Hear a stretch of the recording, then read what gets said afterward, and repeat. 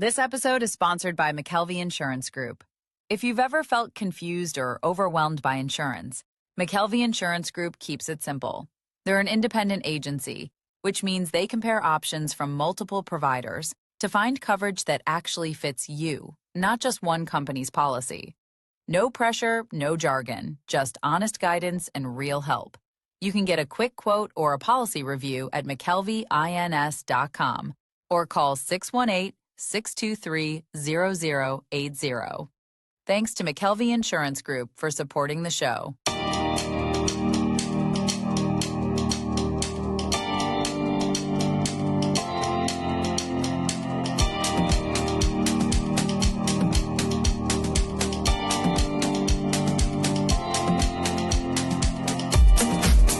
We are back. There it is.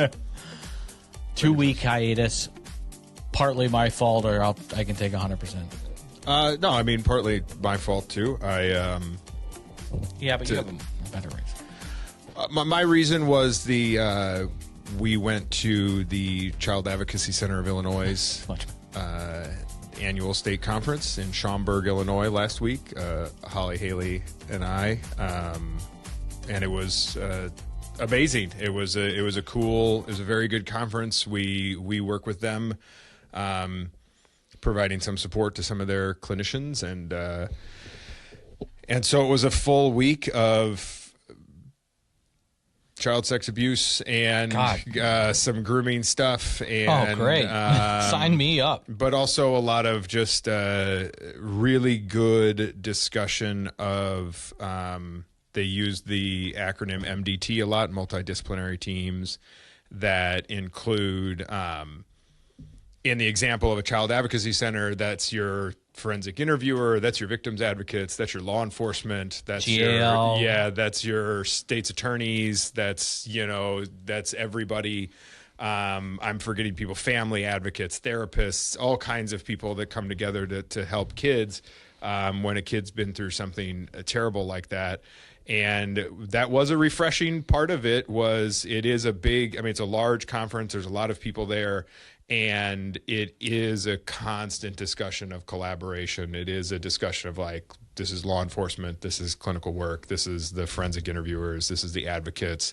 There were a lot of dogs. We went to a training on dogs that sit with when a kid has to testify. A dog that would be there from Duo Dogs, which we found out was a St. Louis company that trains these dogs. I know them. Yeah, they. Did you know that? I didn't know you knew them. I know. So yeah, go ahead. That's incredible. What a fucking small world. Yeah, they were everywhere. There's a Duo Dog that sits in front of me at church every Sunday. Oh, nice. With Dan and Ashley and Charlie. We all love Oakley. Yeah, She's incredible. We met Hattie. Goes through the communion line. Yeah. Loves Sarah because Sarah, I get this little piece of bread. Oakley gets the body of Christ, my friend. It was awesome. Oakley loves communion. Yeah. But it's Duo Dogs. Yeah. And we learned a lot about just what goes into training those dogs. And what was really nice, too, was there was a discussion at some point where I went to one training specific to using dogs to help with testimony with kids that had to have to testify. And Hattie, shout out to Hattie, was the name of the dog. And Hattie's a black lab. That's Oakley. Yeah, Hattie, like I said, Hattie, Linden, Captain. And the person that is Hattie's person was saying how we have to be respectful of the fact that these dogs absorb all these feelings, that there are times where they say when they're asking a child to maybe have to repeat some of this stuff or tell a story, and the kid really can't, that it's not infrequent for them to say, would you be okay just telling Hattie? And that these kids will kind of bury their face in Hattie and just start talking. And that, so she was saying, as a person in the therapy world, and we talk about taking care of ourselves and listening to ourselves and tuning into ourselves, she was saying, if these dogs need a lot of time to be dogs, right? That when Hattie's vest is off, she's got to be able to run around and play and because otherwise they're just absorbing all of this. And And I think like, gosh, we'll a lot of us that are in the helping world probably need to listen to that too. When do we kind of take it off and just be a person for a bit? Yeah, but I'm thinking about I need fucking Hattie from fucking Altala. Well, we could get you could probably get a duo dog if you really want. IRC could have one. Sure. Pondoff's Anonymous could have one. I'm sure they're fucking pediatrician. They're probably expensive, but they're worth it. And it's just amazing. It's presence-based stuff. It's cool as hell. I didn't know Haley was going. Well, yeah, it was because of their work, Holly and Haley's work. Yeah. Through the university overlaps with all the child advocacy stuff. So perfect. they went through their work, and then I went through the work that we do with Child Advocacy Center, and so it was a perfect storm. Until you said what the content was, I'm like all jealous and missing out on a fun road trip to Chicago with Holly and Haley and Chaz. Yeah. Me and Ashley are like, well, okay, maybe we'll sit this one out. Child Advocacy Center, they put on a great conference. So that's our 2 week miss there that we will try to not do again. But I had Carrie and Ryan in from Denver for that week of Beyond. But absence makes the heart grow fonder, and we believe it or not have a lot of irons in the fire. So if we miss a Monday night, rescheduling can be a little cumbersome. Sure. But we're doing the best we can, and I think getting a lot of really good feedback on. I mean, you're going to be uncomfortable with this, but a lot of good feedback on you, on your wisdom, on I am uncomfortable. What you bring to this podcast network, what this show is all about. Each show on the network has its own vibe, and this one is very individual. It's unique. It's really kind of coming to its own as its own show. What we just recorded before you got here was Pondoff's Anonymous, which is a testimonial type of program. And then we've been experimenting and having some fun with what we call PAFO, and it's what it is. It's just kind of a screw-off show, talking about some wellness, mental health stuff, and then having a little bit of fun, because kind of what you said earlier, and I don't live it every day like you do, but and I just thought of this as we're talking now, but it's kind of taking that proverbial vest off and having a couple microphones just to kind of bullshit and goof off and be a dog. Mm-hmm. Because God knows I'm a fucking dog at heart. And sitting with, last week we had Tiffany Foster on, who was talking about the death of her 13-year-old son from a fentanyl poisoning. And it gets pretty heavy. Yeah. Even Lindsay's story of a really severe cocaine addiction, and just hit 1 year clean and sober. There's a lot of hard stuff, and then unpacking her trauma, where it started, is very similar to kind of the child advocacy stuff you were at. So if anybody wants to know what the shows are, I think it makes sense that we've leaned into doing that, the PAFO show, because it is an opportunity for us to play a little bit testimony show, and this one has been a very, what people the word people are using with me, I don't know about you, but is profound. Mm-hmm. Things you say, the wisdom, your warmth, your kindness. So I'll stop making you uncomfortable, and we can segue a second, but I just wanted to thank you. And 2 weeks, I've been looking forward to this. We shoot the shit all the time, but this has been kind of special for me, man. Well, me too. And I feel very, very thankful and very humbled by it, because I really enjoy the opportunity to be committed to sitting down and talking about what it's like to be a person, what it's like to have some stories inside you that don't always make sense, what it's like to kind of navigate the messiness of day-to-day life, and knowing that I have dedicated my whole life to being a therapist and being somebody that really cares about relationship and cares about people. And when we can sit here and kind of start sharing, a lot of the thought is like, I want people to have the opportunity to feel like they're not on their own with what they're feeling. I want people to get a little curious about, well, maybe there is another place I could share or be a little vulnerable or start talking about what it's like to be me. I like the idea of that curiosity. I by no means think that I am a catalyst of that kind of curiosity. That I feel like that's would be a difficult thing to own. But I do think that just having an opportunity to sit here and talk to you in a way where you and I are going back and forth, that allows people to get a little bit curious, that allows people to think that maybe there's some stuff that they want to talk about. Yeah. I don't, as a therapist, I love the idea of therapy and finding that space, and I'm always going to reference things from that point. But I don't think that therapy is the only place where you go and share what it's like to be you. Sure. Like it's a lot. I think, if anything, it's something that you could probably even bring more into the room as we have these conversations too, is what is some of the stuff that you're talking about at Underground? Like you are, something that I'm maybe talk about more in other places, but here you haven't said too much about like, what is it that, the messages or the things that you're trying to work into Underground that are in line with what we're talking about here, so that way people know that curious space is there too. Yeah, no, I appreciate you saying that, and the conversation, and you've been part of a couple email threads and some sidebar conversations as we're, it's nothing that we set out on a drawing board and went to create, but really the goal of Underground is to provide space and community, and faithful or not, if we do that, this people will come, or God will fill the space, or however that works.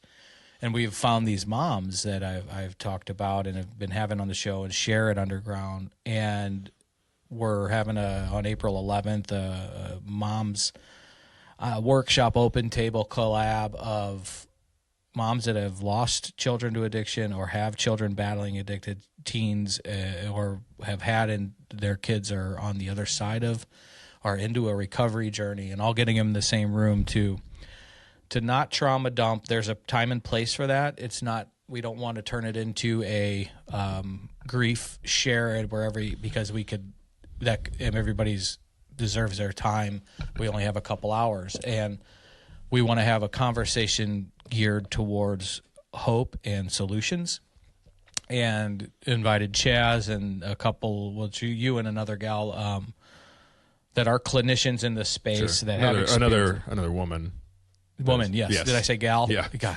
Well, I didn't say broad. Yeah, we're getting there. I'm improving. Another woman that is, but having a clinician's perspective to do, kind of share a couple things towards the end, maybe 15, 20 minutes of sharing a clinical perspective, and then open it up kind of for a Q&A and what you guys are seeing. Because I know you treat both adolescents and adults. So there's a lot of healing, and like I said, thanks for bringing it up. But Underground's mission is to provide community and space and community, and then as things come up and we need to connect dots, or if somebody needs an individualized therapist, I have your number and have Light Source's number, and I know a lot of good therapists, right, and you and our friend Adam is on that list, and or if someone needs a wellness group that Ashley runs, or even if someone needs treatment, that we that comes up a lot. We have resources there, but I think it does start with that curiosity. I mean, nobody comes without being, I wonder if this place is for me. Yeah. And we like to say that even if you're not an addict or necessarily a loved one that is being impacted by addiction right now, that you belong at Underground. And so we always say that the opposite of addiction is connection, and we think that loneliness is what's killing people, and something you wanted to talk about tonight. I started thinking about, you would send me a message like, hey, what do you say we tackle some loneliness stuff tonight? And then you let off the show talking about what you guys were doing with the duo dogs. I'd mentioned Dan and his dog, that he lost his wife Susie, who was you've met Martha, who introduced Ashley and I, an elder at our church.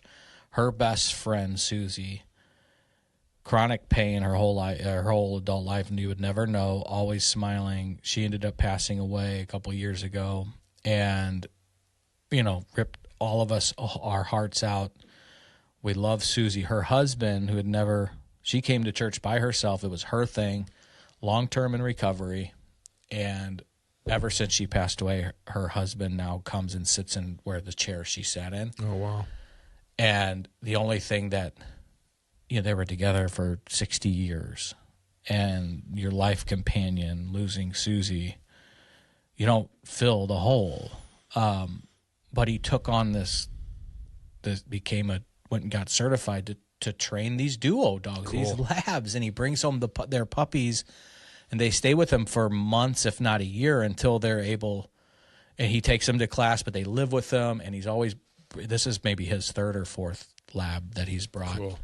And they sit with them, and poor dog, every once in a while somebody steps on it. He's something. Sure. The black lab tail on our black carpet. He gets Charlie a couple times has stumbled over Oakley. But when you were saying you wanted to talk about loneliness and then what Dan did, I mean, it just doesn't happen by coincidence that you brought up duo dogs and what a void it filled for him.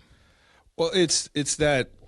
I mean, you already used the word, right? The word of belonging, where, we have this need to belong. We have part of why we would be talking about loneliness tonight is the couple of times that we have mentioned anything even adjacent to it. We've gotten some feedback as like, oh, you guys should talk about that more, or I wish you said more about that.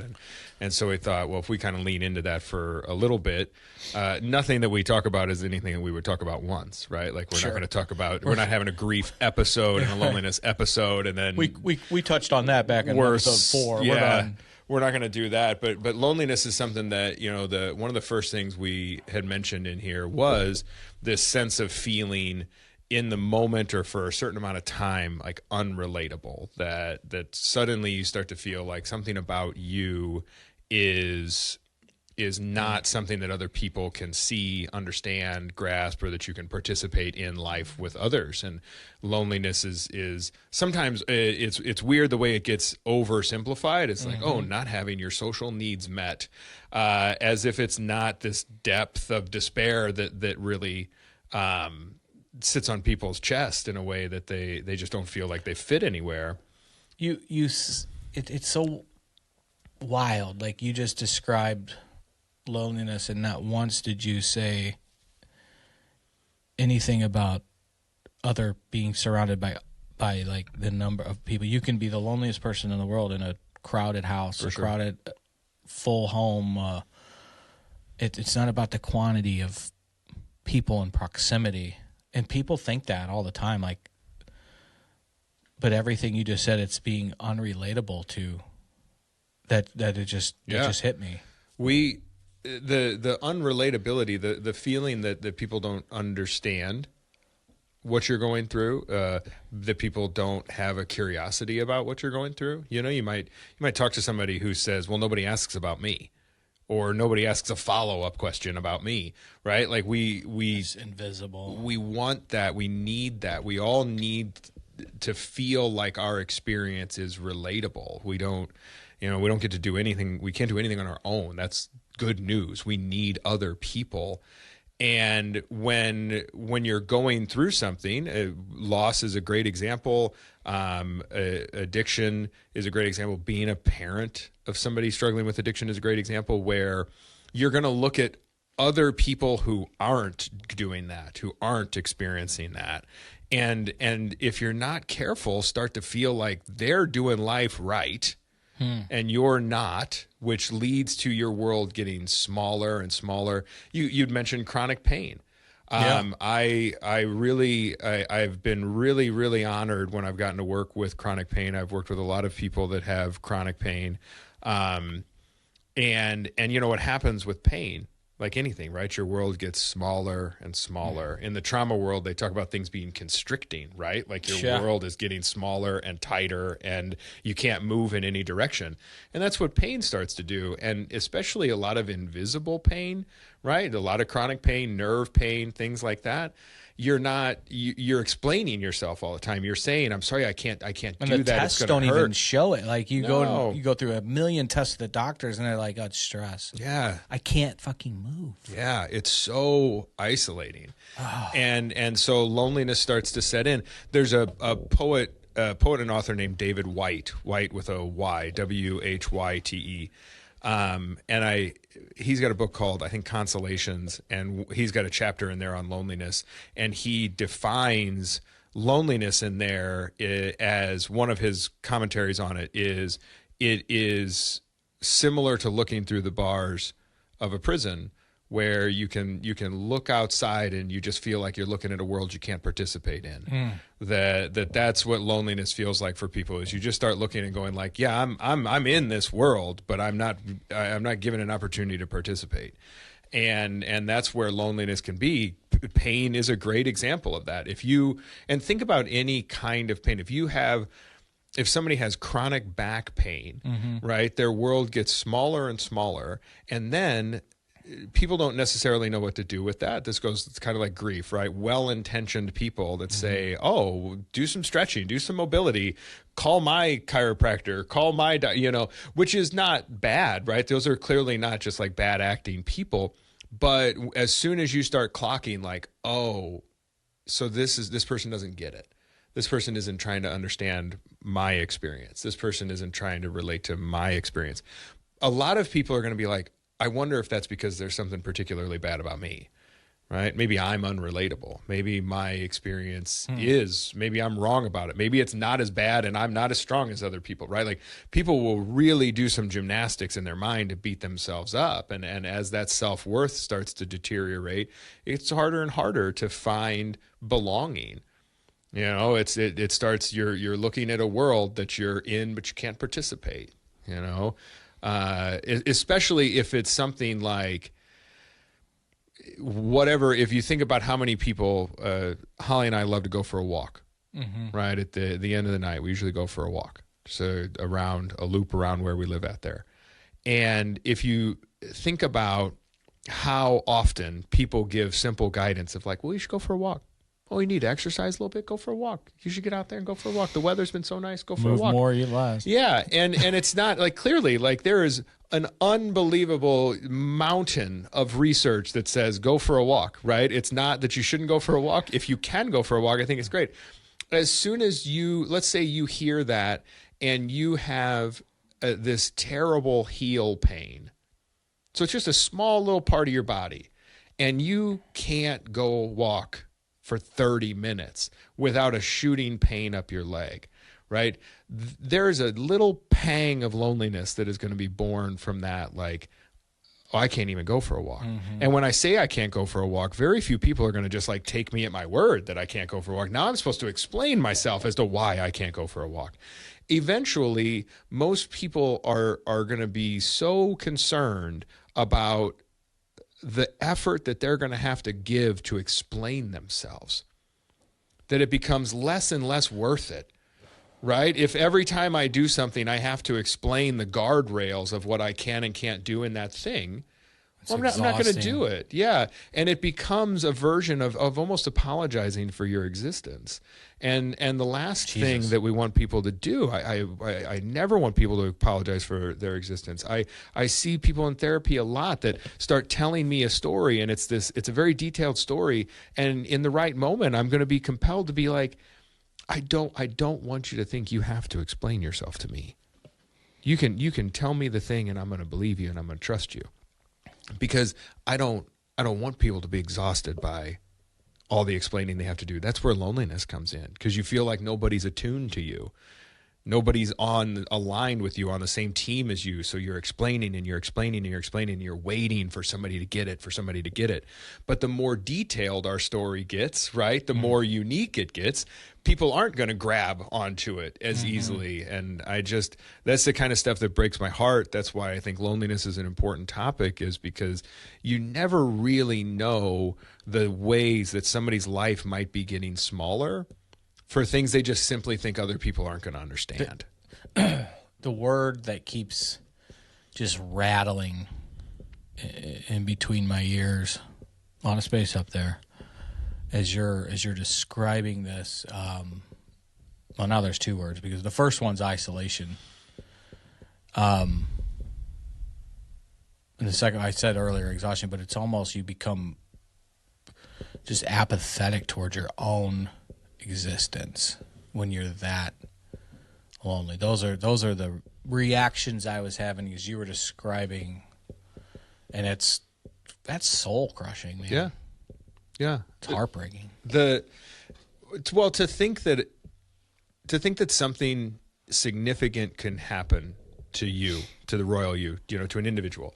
To think that something significant can happen or be happening, and then somewhere in that follow-up of making sense of that story is the idea that it's insignificant, it doesn't matter, it's not, you think it's more important than it really needs to be. Like the way that we start to diminish our story, the way that we start to diminish our experiences, which, I mean, think about the casual ways people do it, right? Think about the way that somebody might be telling you something that's really bothering them. I mean, trust me, I'm replaying it. And then they say, well, I know people got it worse. I know people got it a lot worse. And it's like, yeah, of course. Like at any given moment, people have it worse, like that's, but in kind of in therapy speak, right, we have a tendency to refer to that as a form of intellectualizing, right, which is a defense, right? To intellectualize things is a defense, meaning like, if I say, oh gosh, I've been so anxious lately, and then I follow that up with, well, but who wouldn't be anxious with everything going on, right? It's intellectualizing. It's taking this feeling, this very relatable human feeling, and then saying like, well, but the world experience, right? I globalize it in a way where I'm defending myself from the rejection that might come from you being like, well, you're not that anxious, and so that diminishing that constricts our world, right? And I get to the point where I'm like, well, okay, fucking Peter perspective. Like, right. I know that there's people out there that have it worse. Tom used to do that shit to me all the time if I was in a bad day. It was always his brother was fighting for his life in the jungle in Vietnam. Sure. You can mow the fucking grass. And I'm like, Sure. I wasn't. Both things can be true. I love my Uncle John's honor, and I'm sure it wasn't fair that he had to go to the jungle in Vietnam as a Marine when I was not wanting to go mow the grass on a riding lawnmower, might I add. Sure. But I heard about it. Yeah. And again, both things can be true. It is the way that what you mentioned, like isolation. There's this kind of list of words that get interchanged where we think about isolation, and then we think about loneliness, and then we think about solitude, and it's like, really, you have this idea of something like solitude that is also something we need. We need some time on our own. Sure. Right, because we got to have a relationship with ourselves. The only person that's with us all the time is ourselves, right? And so you have to build a relationship with yourself. Hopefully, you build a compassionate, patient, kind, warm, gentle, accountable relationship with yourself. So solitude becomes... With no body images used. Well, different episode. Series. We're pushing that one off. We'll do a series kicking that can down the road. But you start to do this inner work of solitude, but that's different than isolation. That's different than loneliness, where those isolation and loneliness kind of hint at this idea that we've started to get this smaller world, this constricted world, because we don't feel a sense of belonging in a lot of spaces. And you also have to look at a lot of people. Most people are going to experience loneliness for some well-earned reasons, right? They've been through the trenches of trusting people and getting burned, being vulnerable and getting hurt, sharing and having it used against you. Sure. You know, so you think about I think, and of course I say this because I'm a therapist, so I sit with people in this state. I think that one of the absolute coolest, most courageous things is the fact that I know so many people that have been burned in relationship by ways that are unspeakable. And you know what they're doing? They're still trying to figure out how to have people. They're still trying to figure out how to connect, how to have a safe relationship. They're taking that risk all the time. I think about you. Or if they didn't and they're like, fuck everybody, you would be like, I get it, man. Yeah, like, you know, it's kind of, do you remember Dr. Ruth? Oh, yeah. Right? She just died a couple years ago. The sex doctor? Yeah. Absolutely. Yeah. Boy, did she talk about some things. Dr. Ruth was great. And Dr. Ruth had a collection. She collected like turtle statues. Okay, I thought you were going to say something else. No, don't worry. That's your job. My mind way down. Your job on this. Got it. Turtle. She collected turtle statues, and she had tons of them. She did like her whole life, and she said that the reason why she respects turtles is because every time a turtle comes out of a shell, it risks its life. That they got everything, they got all the protection they need in there, you know, but when they're not in their shell, they're unbelievably vulnerable, you know. There's nothing, it's not a strong armor on the neck of a turtle, you know. and I just that metaphor of, I see that play out over and over. Even you having people on Pondoff's Anonymous, where it's just like, it's literally the journey of life and people and relationships disappointed me, let me down, abused me, so on and so on and so on. And now I'm still trying to have relationships and people and connections and safety. And so, like, when you think about loneliness, the way to work with loneliness is building safety, because people take incredible risks in relationship. Every time you say anything that is emotionally relevant to you, you are experiencing a form of vulnerability that could change everything. And so loneliness, when we don't feel relatable, when we've kind of started to shut our world down and get smaller, it is this idea that, like, our attempts to attune and align with people and with the world have maybe been rejected in some ways, that we're kind of back in the lab trying to figure out, how am I going to get out there and connect again? And I just find it incredibly courageous. Everybody has been burned in relationship. That is part of being human. And most people have burned someone in relationship. It's you know, like most people have, you know, said or done the wrong thing in a way that was deeply impactful. It would be probably naive to think that anybody is somebody that has never harmed someone with language, with communication, even with relationship, maybe once or twice. Yeah. You probably witnessed it a couple of times. Yeah, I was probably around.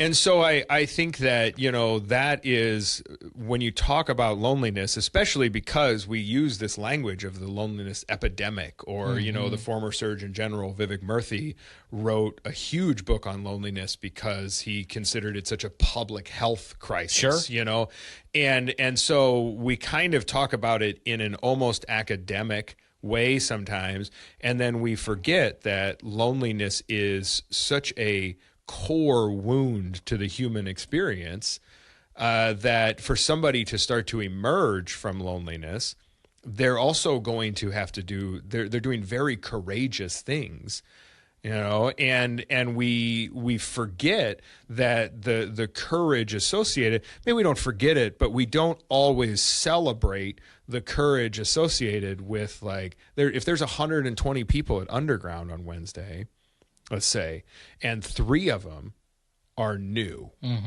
right? Like, taking a minute, not just to say we're glad you're here, right, but to recognize, like, you really risked your ass today. Yeah. Like, this could have gone that V word very bad of vulnerability, which is, I don't know, especially as the, you know, tough guy hockey, like you see it with men. I mean, you've been around fucking weightlifters and strong men and hockey players your whole life. So, and God knows you love the alpha male. But it's some ups really and downs with it. a couple. As you were talking, like that person that shows up even to a meeting the first time and shares and is vulnerable enough to show up, because that's a huge risk, right? That in your mind, it's that turtle, you're coming out of the shell, and then to share is it is and should be definitely celebrated. It's and it is. God, I get goosebumps thinking about just fucking ballsy, man, to do that. Or to show up, on Wednesday night, or go to therapy for the first time. Or I hear people that will say, and, not to, let's take everybody's words at face value, that they went to that didn't work, the first therapist they saw, they didn't like. Sure. And I tell them, well, go get a different one. It's easy for me to say, right? But every time you do that is another risk, right? And I believe that there's not every therapist is the best fit. So for sure, keep trying. And a lot of times it can be the easy, I tried therapy. That's not for me. Yeah. I think of it's a great example, especially when somebody is taking that big risk of, I need to enter into a relationship where I'm going to share my experience, and I know that it's going to be hard or it's going to be uncomfortable. It gets back into, where does that even feel the most engaging or reasonable, right? Like if somebody, anybody that talks about, maybe they go to a therapist and it really works, or maybe therapy didn't really feel great for them, but they started working with like a coach, or you're in the recovery world, a recovery coach, or I work with a coach for body image stuff, or they go to somebody that reads tarot, or they go to, they had a medium come in because they're dealing with grief, right? Like all of those are all attempts to really feel kind of resonant with energies in your life. Mm-hmm. It's to really feel like less alone, to feel like there's something about your experience that when you share it, it's going to kind of hit a chord, right? An almost spiritual experience. And that, I am a fan of therapy because I know how helpful it can be. And I know that it is relationship first, which means it can fail. It can have moments where repair is necessary. And the Gottmans. And that is a big, it's in therapy, the idea of having a strong enough relationship to just be able to say, like, as a therapist, me being able to say, you've got to tell me if I make a mistake, if I say the wrong thing or I ask the wrong question.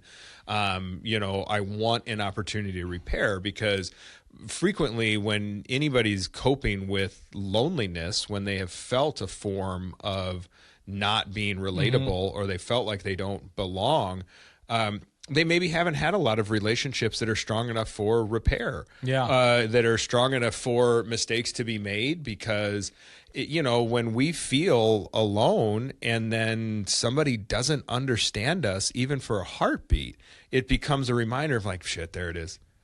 It's back. Like I thought you get it and you don't get it.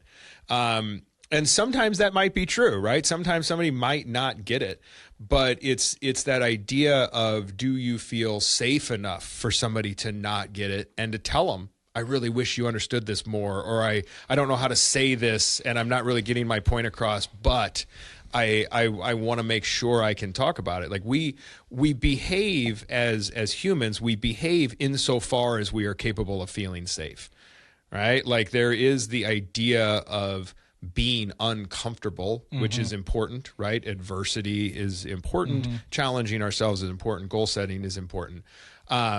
But then there's this idea of, well, we still don't want to do a lot of challenging things that are totally unsafe. You know, like we don't recommend unsafe challenges that frequently. We don't recommend that somebody like push themselves physically in a way they haven't before with no plan. Sure. Right? Like I'm not going to be like you would imagine if you climbed a mountain, how accomplished you would feel. If you left tomorrow to climb that mountain, you would be missed. You know, because the prep has to be there. There has to be these foundational experiences of safety, these kind of emotional base camps that you kind of move to and from so you can stop and get some sustenance and build more safety.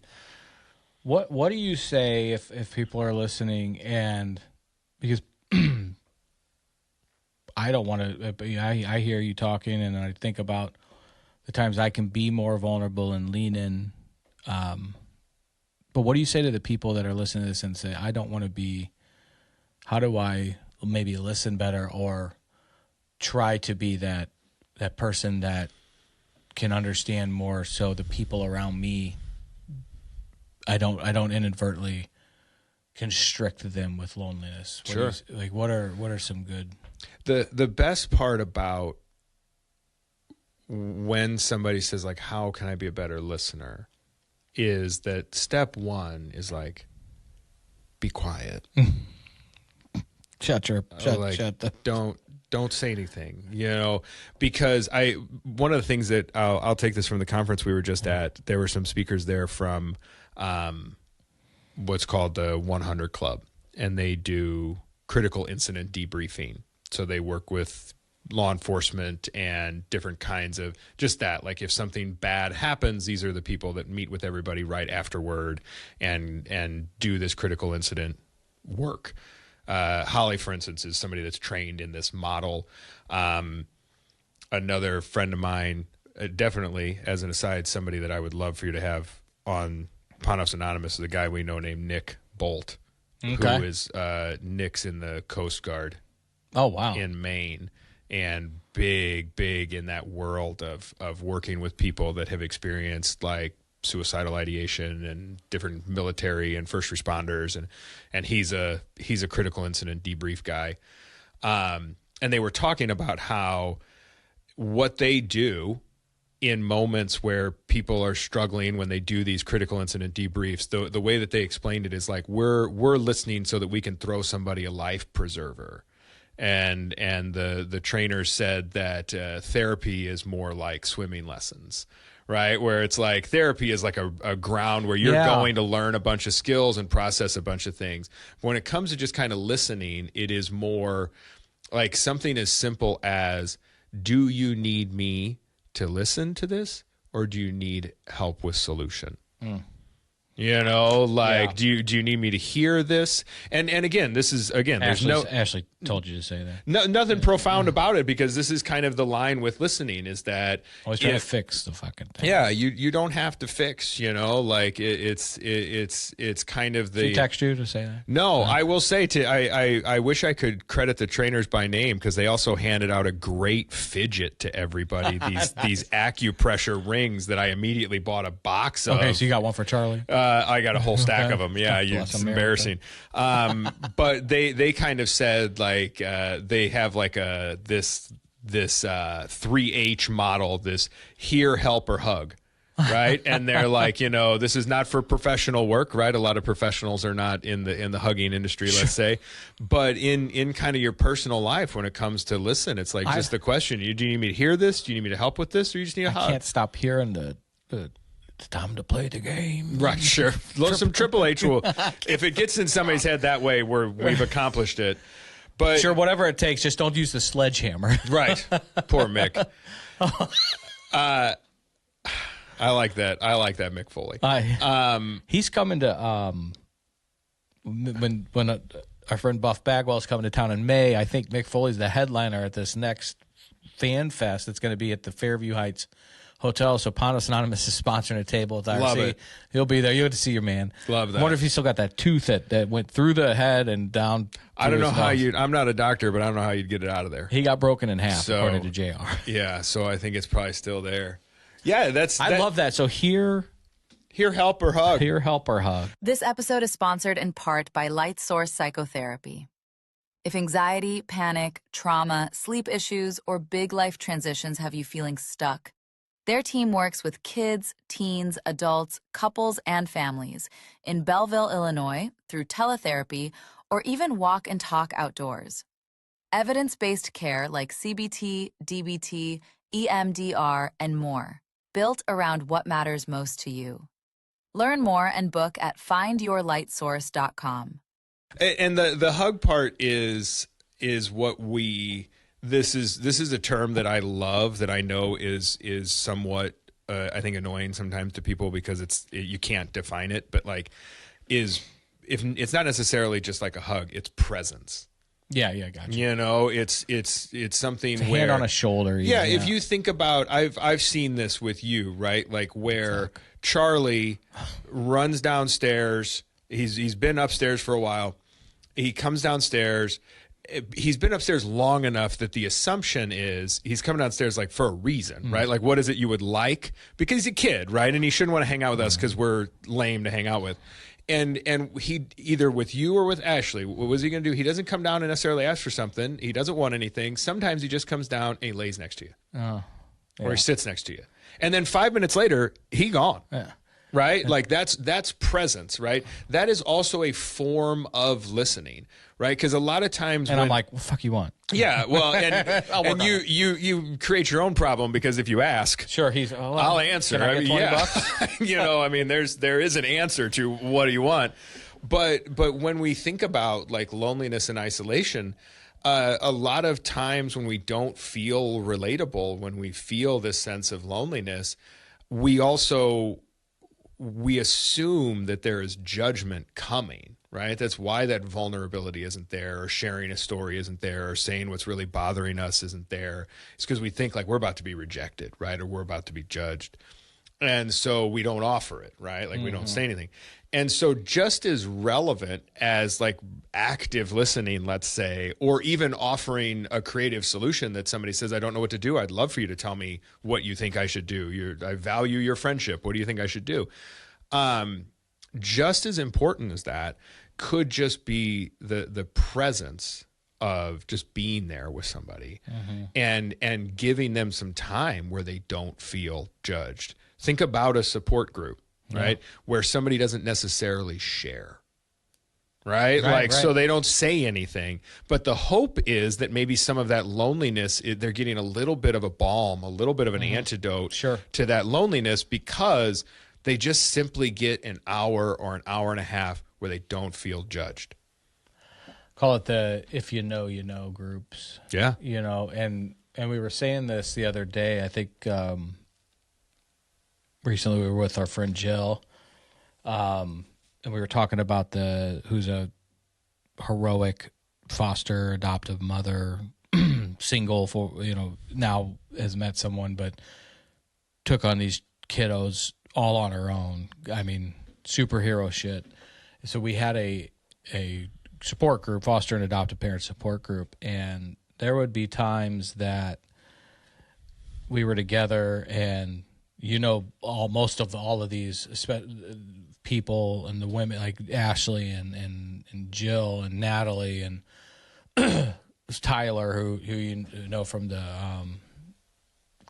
foster together stuff, but we'd be in this room and our kids would all be going nuts in the back or wherever, and we didn't have to say one word about the system or our foster cases or the adopted kids or any behaviors. We could be talking about a fucking Blues game, but you were in a room of people that just knew. Yeah. We didn't have to talk about any of it, but there was some kind of freedom from any type of judgment of, and God bless my family and my mother, who can't sit. It says she struggles a little bit with sitting maybe in that presence and wants to offer solutions and doesn't always understand the nuance of like a system. And, well, that shouldn't be that way. Why is it, and then, well, sorry, it is. And but you're just with these people, and it's a if you know group. But yeah, that's a long way to say is like totally, like you don't even have to talk about what you're there, why you're there. and why you're a unique club, or same thing with the grief support group, or, you know, an addict group, or there's people out there, the worst club probably to ever be a part of, or moms that have lost children can get together once a week and have coffee and talk about something stupid that somebody from Washington said, and not even talk about the kids, but know they're in a safe place, not alone. Yeah. For an hour. Yeah. And it can be fucking life-saving, man. Yeah. And it doesn't have to be complicated. Right. You know, there's an aspect of relationship where you hear a lot of language that says like relationships are tough, right? Which is true, right? If you think about a partnership or family or friends or any kind of relationship you think of, it could be. But one of the things that I try to remember, and God bless when I remember it, try to repeat it, that like relationships are challenging. Right? You're going to grow together. You're going to learn together. You're going to change as people. That's challenging. But they don't always have to be hard, right? Like if you are always kind of trying to navigate a really difficult conflict or like a very roller coaster kind of feeling, it's like, well, I don't know that things have to be so hard, right? It's something where you want people, if you want to work with loneliness, a lot of times it's like, is somebody getting an opportunity to experience relationship with a little bit of ease? You know, like where that initial push, right? Like let's say somebody comes to a group or somebody goes to therapy, or, you know, I said like a medium earlier. I'm not saying whether or not people believe in that. You believe in whatever you want. But even the vulnerability of like, well, I'm going to go talk to somebody who might say they're hearing from someone in my life who's passed away, right? Like the intensity of that vulnerability, right? Like that. Sure. That's why when it doesn't work, or when maybe somebody's not on the up and up, it's so damaging, because it's like, oh gosh, it's so much vulnerability to, you know, and there are spaces that take advantage of vulnerability. All of the things we're talking about, you know, any group you might go to might have some negativity to it. Any, you know, therapy might not necessarily work. And the kind of courage necessary to be like, well, what's the next thing that I'll try to relate, to connect, to let my shoulders drop a little bit, to try to feel seen. Those moments where people commit to that, you know, like you're talking about doing a show with Buff Bagwell, you're talking about having somebody come on and share very vulnerable aspects of himself. I can't begin to imagine the kind of loneliness that might go from being somebody that 50,000 people are cheering from to like not. Yeah. You know, and who gets it? I don't get it. Sure. Right? Like if Buff Bagwell talks to me about what it's like to have 50,000 people cheer for you and then not have 50,000 people cheer for you. We might have thought we were in the NWO, but we weren't. I wasn't. No, I might have gotten hit with a chair, but nobody was watching.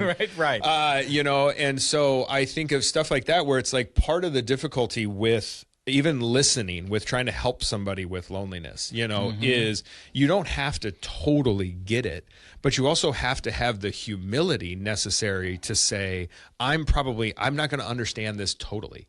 Right. Like an example that I would use as a little bit lower stakes that is if somebody's talking to me about being a parent. Right. If you're talking to me about being a parent, of course, being a parent is not low stakes. That's very, very high. It's the highest of stakes. But if you're talking to me about being a parent, I still want to have the humility to be like, I won't get all of this because I'm not a parent. Sure. And even that, I think, is helpful with loneliness in certain situations. You know, even in a support group, to say, we're all here because we've all been through some shit, and I don't know yours. That's like vision and empathy put together. Yeah. It's like like I see you and I can't totally, but I see you and I empathize to the best. I think that's like where those two meet, and that can be really powerful. So if people are wondering how do they support better to not make people to not, you know, because it I would say most of the time is unintentional. Oh yeah. And even my sweet mother is trying to be helpful. It's unintentional, but this is a way to maybe reframe what you're intending to do is be more is to help somebody who's feeling lonely. What breaks my heart the most about all this is to think about the poor fucking kids that it's nothing worse as a parent to watch, or or an uncle or an aunt of a niece or a nephew, or just someone, a friend's kid. I mean, when Charlie's going through it, it breaks you and Hallie's heart as much as it possibly can. And I know they're, the lens of a parent of a 12-year-old sixth grader. They sat the parents down. I missed orientation. I didn't know it was going to be 4 hours, but for a reason. I mean, they talked about this being a very, very difficult year. You start getting emotions going and all the hormones and shit, but there's also, because it's a K through 5, there's 4 of those schools, and they all feed to one big middle school, 6th, 7th, and 8th. Now every kid's trying to find their tribe, and some really stumble out of the gate, and they start feeling alone, and nobody likes them, and they start hearing this at a young fucking age. You've shared that, when that you've been there, and where you start having a loop in your head, and it's really that's really hard to watch. So when you talk about this stuff, I start thinking about the kids that really feel unrelatable, to go back to the first thing you said, which you can be on basketball teams or in classrooms, but if you're a kid that's not feeling relatable, that can be a really, really dark place. Yeah. And kids are tough because they're all battling that, right? Sure. Every one of us as a human in, let's say, early adolescence onward, early, mid to late adolescence into early adulthood even, you're so desperately trying to find your place and find things that make you relatable and make you even seen, or building friendships, or the way that social stuff drives everything for you. And then you couple it with like being 12, when other kids are going to point some stuff out that you have no control over. And if you're not careful, that becomes a definitive part of your social life, right? And I don't necessarily just mean like some of the bigger stuff, right? Like we talked about like body image stuff. I mean, gosh, a sixth grader could look at another sixth grader and be like, why you blink your eyes so much? God damn it. And the next thing you know, everybody's blinking their eyes when they see that kid. And it's like, okay, well, of course that kid is going to struggle with something that is so unbelievably out of their control. But now they're worried that, like, does this define me? Am I able to become more than a person who is ridiculed for this, and it's really, really tough. We need help being reminded that we are more than that, or that loneliness starts to set in. And a lot of times, we've talked in here about, being safe adults for people. And I remember years ago, I spoke briefly at an event that was unbelievably well thought out.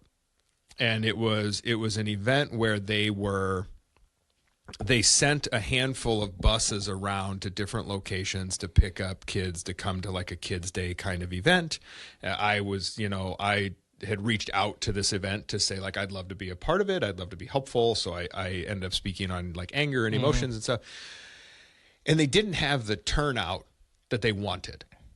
For a million reasons, right? For a million reasons. It was, nothing's going to bat 1,000. So it was by no fault of planning or anything. But there were a lot of adults there. There were more adults there than kids. And when the adults all started talking, I bet almost every adult that kind of shared in some form or fashion was mostly sharing about how there's something wrong with these kids these days, right? Which is something that every generation, like Socrates said, kids these days are no good. It's not. It is not unique. It is Back not in my helpful. day. Yeah, it is not particularly helpful.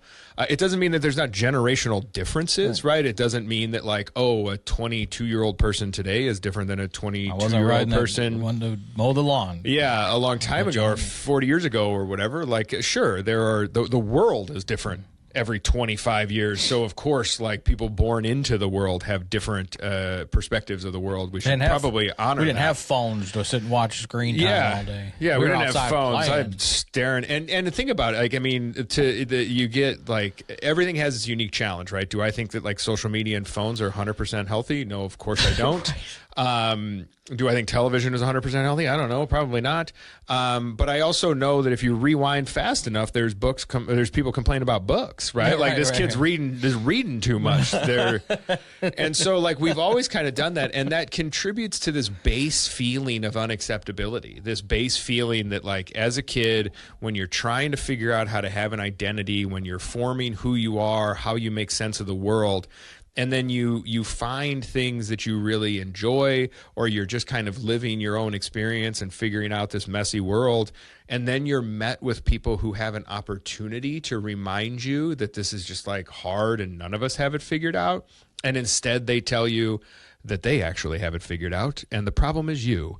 And I saw that, and I think, like, how intuitive these kids were to not show up. Right? Like, and again, no wonder. The organizers of it were saints, right? Wonderful people in the community that had this idea of, like, we need more. There's always a concern that the, youth of America are being left behind or forgotten, or, I think soft. Yeah, that language is always kind of coming up, but the reminder of, like, no, I mean, making sure that a kid who, I mean, they do it in orientation, right? They sit the parents down and say, guess what? This year is going to be hard. Right. This is going to be different. This is where more people get left behind socially, and we need to keep an eye out for that. That's a very important conversation. And then you have to do something with that conversation. Sure. Like, you have to be ready to be present. And if you see your kid or a kid slipping behind, or, if you're a teacher that sees that, not just parents, anybody that's part of the village that's helping with kids, right? Like, shout out to Jamie Devlin. Yeah. I know you guys just went to that funeral. I will say this is a very heavy version of this story, but this is something that I'll mention from this conference that I thought was really interesting. We spent an entire afternoon in a training that was put on by a retired North Carolina cop and an executive director of a child advocacy center office in North Carolina. And the entire afternoon was them going through one case of a kid being abused and groomed. And it was as deep of a dive as they could do in 4 hours, right? It would take a month to explain the whole thing, but they had a lot of interview videos, different documents, different stuff like that. And the one of the detectives on the case, who has since passed away, interviewed this 13-year-old girl that was the victim of this. And they kept talking in this training about how great he was working with kids. And they say he was about 6'7" and like 400 pounds. Wow. Big old boy. They had, and sure enough, they said, he always got down on the floor. He would interview these kids, and if they were younger, he'd get down. He would sit down, and he always made the joke, like, I don't think I'm ever gonna have a problem getting down there, but I'm having problems getting up. Sure. But heard that after they go through all of this, they're doing all this information. They're teaching all of us just, like, an incredible amount of things to look for, questions to ask, things to understand when we're working with kids and families and everything. It was an incredible amount of information. The retired officer that was given this training, he said one of the things that he thought was the most important piece of the case that helped this 13-year-old girl be able to feel like she could speak up and could take up space was that he showed her that there are adults out here that will protect her and listen to her. And that in this particular case, right, she's being abused by a man. And he said, by no fault of her dad's own, her dad had a lot of health concerns. So he was not very mobile, and so the officer just mentioned, like, this particular detective played a significant role in just showing her that there's a safe person that exists, and he even said that the detective went on to continue checking on her. She's an adult now. It was an older case. But those kinds of things, especially that had a happy ending to the, I mean, well, I don't know if it, that yeah, as you much hear as it this stuff, could. you don't know, right? Yeah, you don't, and God, and hope, pray that the trauma, but I didn't know where that story was going to end. Yeah. The 13-year-old. Yeah, it's To make the training, sometimes it's it's a horrific case. I can Yeah, it was terrible. But I think that's, as not to bring that part of the conversation down, but just as we even think about if even us adults that experience loneliness, the roots of feeling unrelatable might be pretty deep. Like that they might have started a long time ago. We might have carried them into adulthood, and so. These ways that we try to work through loneliness are there any spaces where you're just reminded that you can be safe, that somebody might have your back, that somebody is going to try to understand, even being somebody who's a strong enough listener to mention your compulsion right now to try to fix it without fixing it would make you helpful in these situations, where it's just like being able to say out loud, like, my gosh, I hear you tell a story like that. And all I want to do is just like shield you from any of this happening right now. And I know that's not helpful because I know you're just trying to talk to me, right? Like even saying that, where you can always acknowledge your own experience in a conversation. It's just this thought of if you are talking to somebody, or you are in a group with somebody, or you are navigating a difficult situation with someone, and loneliness is kind of part of it. That this person has felt like the things they're sharing are hard to share, might get them rejected, they might be embarrassed, right? Like all of those things, all you're trying to do is somehow, some way share with them that you share their humanity. You're not going to understand everything of what it's like to be another person. We can't. It's just not an option. But a really authentic version of attempting to understand means that you care about this person feeling like they're not alone. Right. And there's always going to be a humility to that. There needs to be a humility to that. There needs to be I don't know. I don't know everything that you're going through. I don't know everything that you've been through. Because sometimes we treat people like we know too much. I feel like that even just acknowledgement, listen, I don't know, is a way to proverbial get down on the floor. Yeah.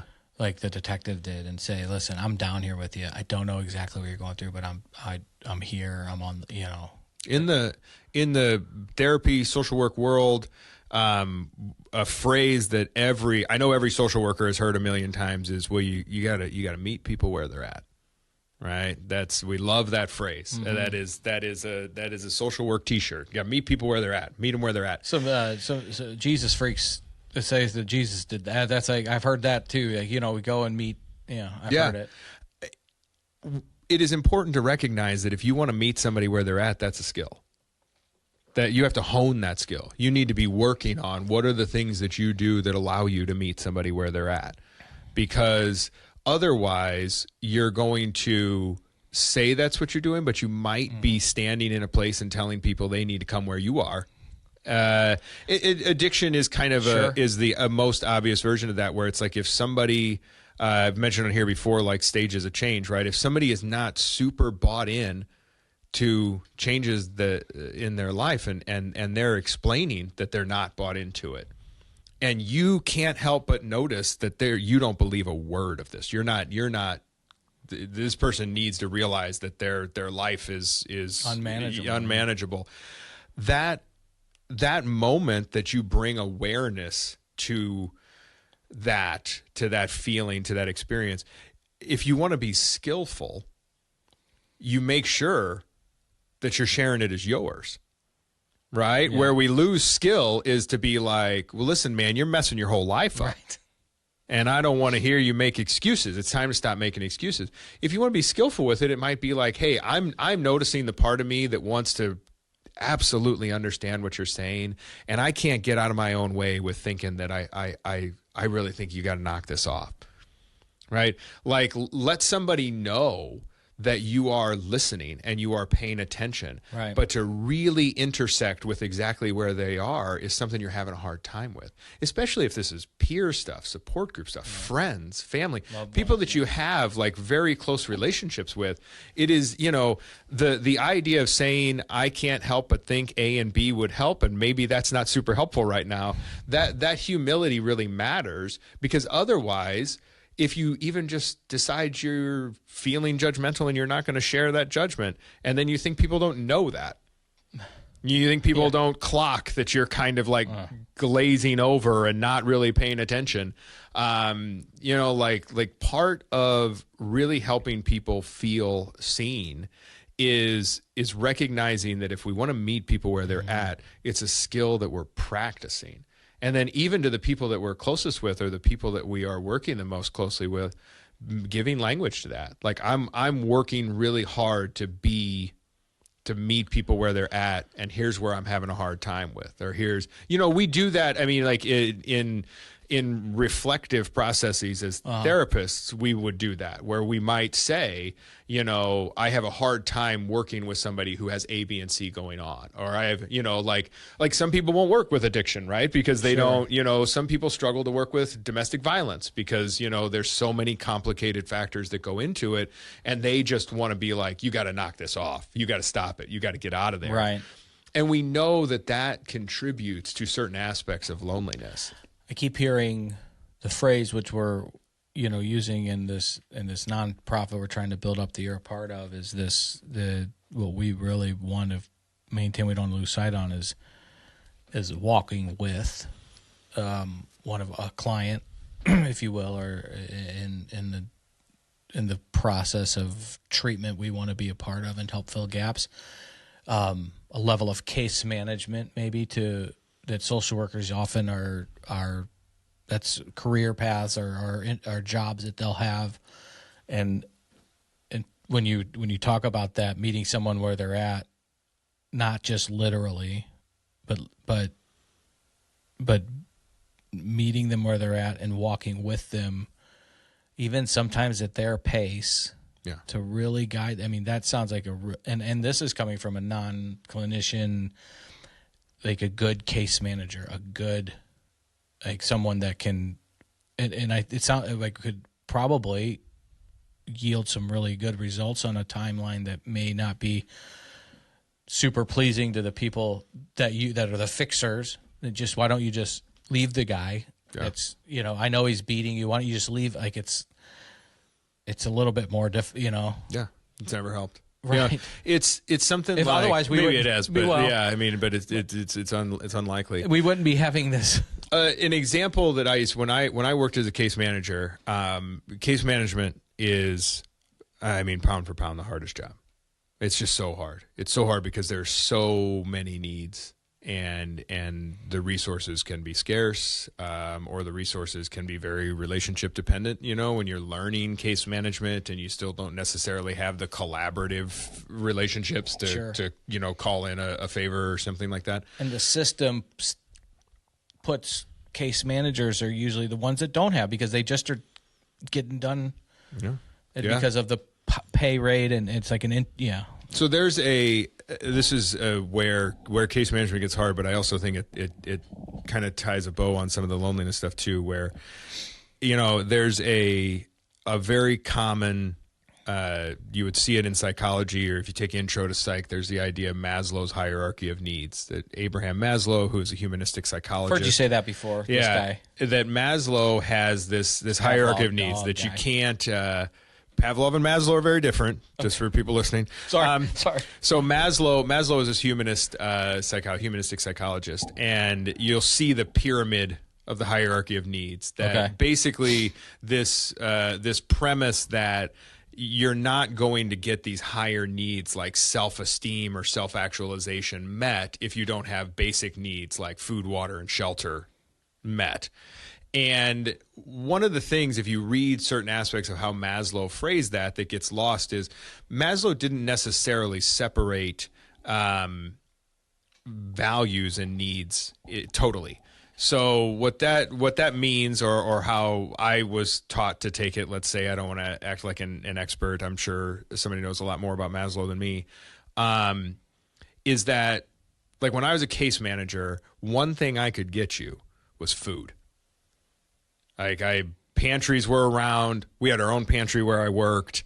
I'd get you food. If you said to me, we got no food in the house, I could get you food. Mm-hmm. And as a case manager, you are being exposed to a significant amount of helplessness, right? Especially working with people that are unhoused, working with people that are getting evicted, things like that, where it's like, oh gosh, I don't know how to get you a place very quickly, like that's those wheels move really slowly, and so you have this kind of helplessness. And so I remember as a case manager, if somebody said they didn't have any food, no questions asked, I'd get them food.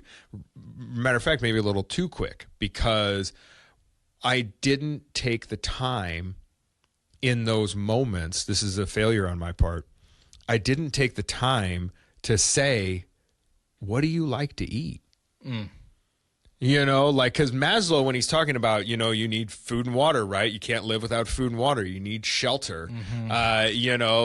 You need belonging, you need esteem, and you need actualization. You need this pyramid of things that they stack on one another. And so we get to this thought where self-actualization and esteem and belonging, the top of this pyramid, these things that are really, really high, important needs, and they're very heady. They can be very intelligent. What does actualization look like? With Jesus and Gandhi and Buddha, they were actualized, and all these different kinds of things that pile onto the complication. And then we take the bottom part of the pyramid. It's like, well, hey, somebody has to have their food, water, and shelter needs met before they could work on self-esteem kinds of thing, which there's truth to that.